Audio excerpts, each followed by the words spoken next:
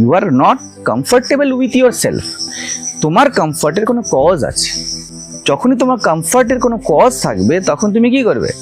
এই কমফর্টটাকে কোনো কিছুর উপরে আধারিত করে দিতে যাবে।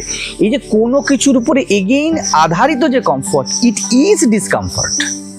যতক্ষণ ওই কমফর্টটা তোমাকে প্লেজার দিচ্ছে ততক্ষণ পর্যন্ত তুমি বলবে ইটস অল ওকে। কাম, ক্রোধ, যা ইচ্ছা বলো না, ফিয়ার বলো, গ্রিড বলো, ডিজায়ার বলো, এইসব জিনিসগুলো না, এইটুকুনি খুব আনন্দের জিনিস। এগুলো একদম সারফেস লেভেলেই খেলে। In deep nothing is there. তো ওই সারফেস লেভেলের কিছু কন্ডিশনিংকে এত শক্ত করে ব্যক্তি ধরে থাকে, যেটাকে ইনভেস্টিগেট করে না, সেই জন্য ওটা যায় না। ওটা আমারই কামন, নিজ হস্তে রজ্জু যাহে আকর্ষণ, নিজে ধরে রেখে দিয়েছে। I am fearful person.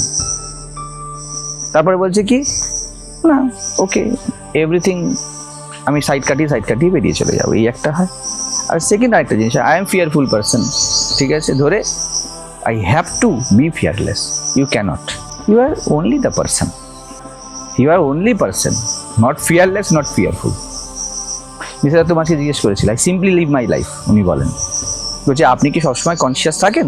তো উনি বলছেন, neither conscious nor unconscious. সচেতন নয়, অচেতন নয়, আমি সিম্পলি বাঁচি। I live my life in courage. কিরকম কারেজ? এক কাপ চা খেতে যে কারেজ লাগে না, বিশেষ কারেজ তো সবসময় ভয়ের বিপরীত। ভয়ের বিপরীত যে কারেজ, ওটা কাজ দেবে না। Simple courage. সেই জন্য কোনো গুরু শিষ্যকে বলে, যেটা বলছি ওটা করো, because there is nothing to fear of. কিছু নেই করার।